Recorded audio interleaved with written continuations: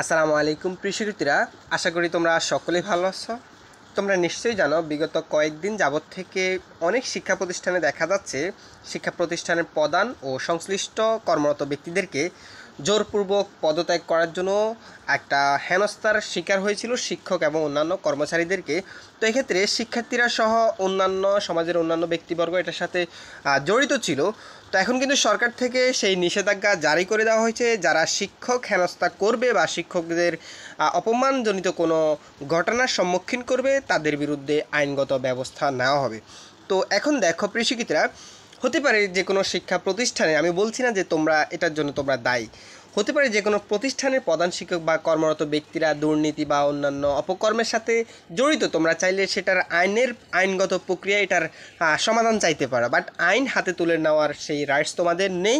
তো তোমরা এক্ষেত্রে কিন্তু যেহেতু এতদিন ছিল না, এটা এখন কিন্তু তারা কড়াকড়িভাবে এই বিষয়টার বিরুদ্ধে ব্যবস্থা নিচ্ছে, কারণ যেখানে অনিয়ম, যেখানে দুর্নীতি দেখবে সেক্ষেত্রে আইনগত ব্যবস্থা নেওয়া হবে এবং শিক্ষকদের বিরুদ্ধে যারা এই ধরনের কর্মকাণ্ড করছে তাদের বিরুদ্ধেও কিন্তু আইনগত ব্যবস্থা নেওয়া হবে। তো এক্ষেত্রে আমি তোমাদের সবার প্রতি একটা রিকোয়েস্ট রাখবো, হতে পারে মানুষ মাত্রই ভুল, কোনো শিক্ষক যদি ভুল করে থাকে তো সেটা ক্ষমা দৃষ্টিতে বা আমাদের সেটা বোঝা উচিত। তো সেক্ষেত্রে এখন দেখো যে নোটিশটি দিয়েছে আমি সেটি তোমাদেরকে দেখাচ্ছি।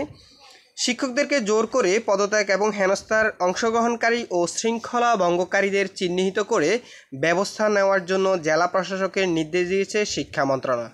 অর্থাৎ দেখো এই যে কাজগুলো বিগত দিন ছিল সেই কাজগুলো আর করবে না তোমরা, বা তোমরা করো না, আমি জাস্ট তোমাদেরকে সতর্ক করার জন্য মূলত এই ভিডিওটি তৈরি করা। মঙ্গলবার 3 সেপ্টেম্বর শিক্ষা মন্ত্রণালয় মাধ্যমিক ও উচ্চশিক্ষা বিভাগ এক অফিসে এই তথ্যটি জানিয়েছে। এতে বলা হয়েছে দেশের বিভিন্ন পর্যায়ে শিক্ষা প্রতিষ্ঠানকে এখনও শিক্ষকদেরকে জোর করে পদত্যাগ, নানাভাবে হেনস্থা করার ঘটনা ঘটছে, যে কোনোভাবে এটি গ্রহণযোগ্য নয়। এই বিষয়ে শিক্ষা ও শিক্ষা উপদেষ্টা ওয়াহিদুর মাহমুদ উদ্বেগ প্রকাশ করেছেন এবং এর কার্যক্রম বন্ধের আহ্বান জানিয়েছে। অর্থাৎ যারা এই ধরনের কার্যক্রম করছে, যে জোরপূর্বক শিক্ষকদের পদত্যাগ, এই বিষয়টি বন্ধের জন্য অনুরোধ করছে এবং আইনগত ব্যবস্থা নেওয়ার জন্য নির্দেশনা দেওয়া হয়েছে জেলা প্রশাসককে।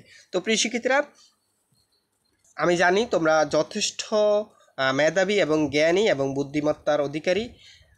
তোমাদের কাছে রিকোয়েস্ট থাকবে, শিক্ষক হচ্ছে পিতামাতার সমতুল্য, সেটা ভুল ত্রুটি হোক, তোমার পিতামাতাও ভুল ত্রুটি করে, তো সেক্ষেত্রে তুমি কি তোমার পিতামাতাকে জোর করে কোনো কিছু করতে পারো না। তো সেটা সেক্ষেত্রে আমি তোমাদের কাছে রিকোয়েস্ট রাখবো, মানুষ মাত্রই ভুল, তোমরা চাইবা না যে জোরপূর্বক কোনো কিছু যেন না হয়, বা যেহেতু এটার বিরুদ্ধে এখন সরকারিভাবে অ্যাকশন নিচ্ছে, সো আইনগত প্রক্রিয়ায় সব কিছু সমাধান হবে। তোমরা এই ধরনের কার্যকলাপ থেকে বিরত থাকবা, এটাই হচ্ছে আমার অনুরোধ। তো ভালো থেকো তোমরা, ধন্যবাদ সবাইকে।